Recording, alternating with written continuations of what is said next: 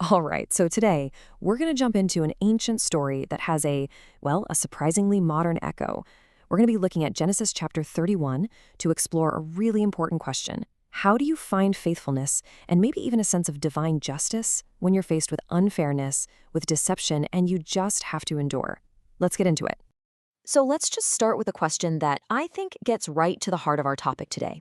Just think about it for a second. Have you ever felt that sudden shift, a relationship that was once warm and friendly just turns cold, and you're left there just wondering what on earth just happened? What changed?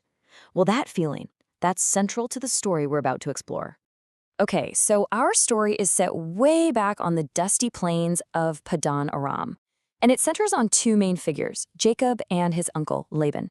Now, for 2 full decades, 20 years, Jacob worked for Laban. And in that time, he had to endure this long, painful cycle of deception and really exploitation. And this story, it gives us something we can call the spirit of Laban. See, it's not just about one guy from history, it's a timeless pattern of behavior. It's when a relationship feels warm and favorable only as long as one person is getting something out of the other.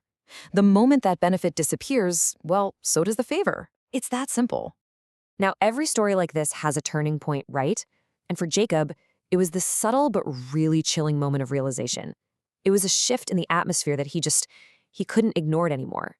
And this right here, this is where the ancient past just slams right into our modern feelings. The Bible says Jacob saw that Laban's countenance, his whole vibe, his expression, his demeanor, it had changed. And then you have author Lee Carle describing the exact same feeling today. That sudden, icy distance from someone who used to be so welcoming. It is the same gut punch, just thousands of years apart. So, why does this happen? That's the crucial point. See, Jacob had started to become prosperous on his own, and that meant Laban was no longer profiting from him. The utility was gone, and with it, all the warmth vanished. The relationship, it turns out, was purely transactional, not relational at all. But, this story isn't just about the injustice. It's really about the response. So let's take a look at how Jacob managed to maintain his character and his integrity, even when he was under this immense and constant pressure. Just think about this number for a moment. 10. 10 times Laban changed Jacob's wages. This wasn't a one-off misunderstanding or some simple mistake. No, this was a systemic, calculated pattern of deceit. It was designed specifically to keep Jacob under Laban's thumb. And yet, in spite of all that, look at Jacob's record. He didn't slack off. He didn't become bitter in his work.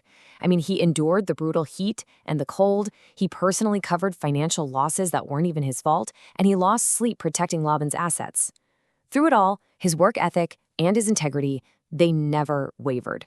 And this is where Lee Carle connects Jacob's story to her own experience of what she calls over-serving. She talks about working faithfully for years with little to no encouragement, all while dealing with toxic stuff like gossip and manipulation. You see it? It's the exact same pattern. Faithful service in the face of just awful treatment. Okay, so here's where everything shifts. This is the climax of the story. After 20 long years of silent struggle and just faithful endurance, the whole narrative changes. It's not just about human conflict anymore. Now it's about divine intervention. This is the moment Jacob finally confronts Laban. But listen to what he says. His defense isn't about his own strength or clever arguments. He basically says, God has seen my hardship and my hard work, and last night he rebuked you. God was never a passive observer. He saw everything, and when the time was right, he acted. And you can see this in a modern context too. After feeling hurt and excluded, Lee Carle had her own moment of vindication. It didn't happen through some big confrontation, but through her God-given talent. God just elevated her performance in a way that silenced all the doubt and brought this unexpected, high-level praise. It was her moment. And here's a really crucial insight from the commentator Matthew Henry. God's protection doesn't always mean changing the other person's heart. He can simply restrain their ability to do you harm. He can put a boundary around their malice, even while their character stays exactly the same. So how does a story like this end? You might expect revenge, right? But that's not what happens. The resolution is all about setting boundaries, establishing peace, and placing your ultimate trust in God, not in getting even. So Jacob and Laban, they build this pile of stones called Gilead, which means heap of witness. And you gotta understand, this wasn't some monument to their conflict. It was a physical boundary line.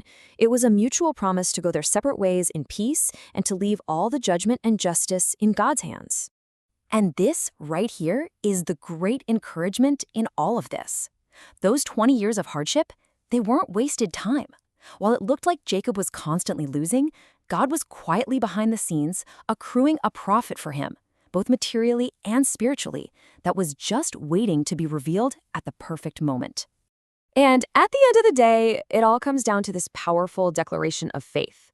It's this quiet, confident resolve that says, you know what? The need for personal revenge, it just fades away when you truly believe that a higher power sees the whole picture, that he holds it all, and that he will bring justice in his own way and in his own time. So the ultimate response then is actually pretty simple. Trust and obey.